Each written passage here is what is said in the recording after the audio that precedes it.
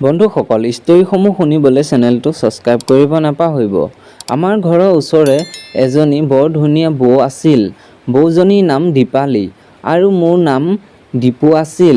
বৌজনীক চাবলৈ মই বাৰে বাৰে গৈ থাকোঁ আৰু কিবা কাম থাকিলে বৌয়ে মোক মাতে। বৌক অনা 4 মাহমান হ'ল। বৌ গিয়েক বাহিৰৰ কোম্পানীত কাম কৰে আৰু এদিন বাহিৰত কাম কৰিব যাব ওলাল আৰু মোক ক'লে, দীপু ঘৰখন চাবি আৰু বৌক কিবা কিবি লাগিলে বজাৰৰ পৰা আনি দিবি।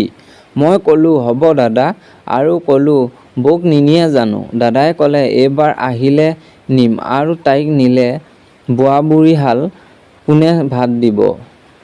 আৰু দাদা যাবলৈ ওলাল আৰু বৌয়ে মই দাদাক আগবঢ়াব গ'লোঁ আৰু দাদাই গ'ল। বৌ মই উভতি আহিলোঁ আৰু মোক ক'লে তুমি বজাৰৰ পৰা অহাগৈ যোৱা, বজাৰ কেইটামান লৈ অহা।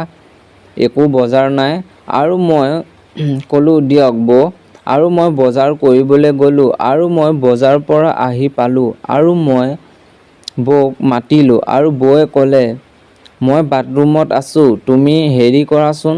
মই ক'লোঁ কি বৌ? বৌয়ে ক'লে আলনাৰ পৰা মেখেলাখন দিয়াচোন বেয়া নোপোৱা যদি আৰু মই মেখেলাখন দৰ্জাৰ ফাঁকেদি দিলোঁ আৰু বৌয়ে ল'লে আৰু বৌয়ে পিন্ধি আহোঁতে পিছল খাই পৰিবলৈ ধৰোঁতে মই ধৰিলোঁ আৰু মেখেলাখন সুলকি গ'ল আৰু মই থমকি চাই ৰ'লোঁ।